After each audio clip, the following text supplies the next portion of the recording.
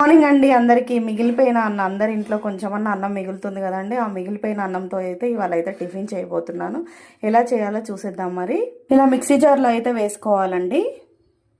ఇలా మిక్సీ జార్లో వేసేసుకొని కొన్ని వాటర్ వేసేసి ఒక్క పల్స్ ఇస్తే సరిపోతుందండి. 1 పల్స్ ఇచ్చి వదిలేసేయండి. చూడండి, ఈ విధంగా అయితే మిక్సీ చేసుకోవాలి. 3 స్పూన్స్ అయితే శనగపిండి వేసుకోండి.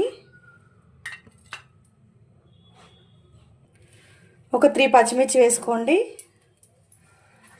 కొంచెం కరివేపాకు వేసుకోండి. ఒక 2 ఆనియన్స్ వేసుకోండి.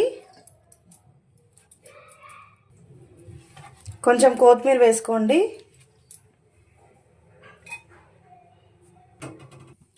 రుచికి సరిపడినంత సాల్ట్ అయితే వేసుకోండి.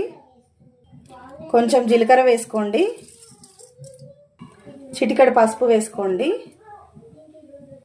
లిటిల్ బిట్ కారం అయితే వేసుకోండి కొంచెము. ఇవన్నీ వేసి మంచిగా కలుపుకోవాలండి. ఇప్పుడు చూడండి, ఇప్పుడైతే కలిపేసుకున్నామండి మొత్తం కూడా. ఇప్పుడు బ్రెడ్ వేసుకుందాము. బ్రెడ్ వేసుకొని అంతా మంచిగా కలుపుకుందాము. చూడండి, మొత్తం అంతా కలిసిపోయింది. బ్రెడ్ వేయగానే మెత్తబడిపోతుంది వెంటనే. ఇప్పుడైతే ప్రాసెస్లోకి అయితే వెళ్ళిపోదాం. మళ్ళీ ఇలా చేసి పెడితే పిల్లలు అయితే చాలా చాలా ఇష్టంగా తింటారండి. ఒక్కసారి వీలైతే ట్రై చేయండి.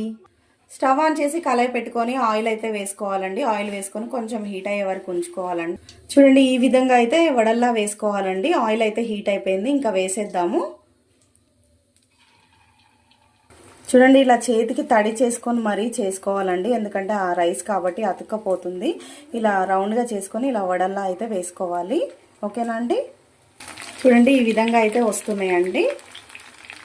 మేము పల్లి నూనె యూజ్ చేస్తాం, అందుకని అట్లా పొంగు వస్తుంది.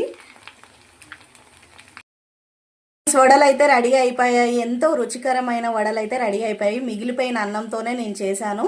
ఇలా చేసి పెట్టండి. ఎంత ఇష్టంగా తింటారంటే అంత ఇష్టంగా తింటారు. ఒక్కసారి నా వీడియో కనుక మీకు నచ్చినట్టయితే లైక్ చేయండి, షేర్ చేయండి, సబ్స్క్రైబ్ చేసుకోవచ్చు కదండి. Thanks for watching. By bye friends.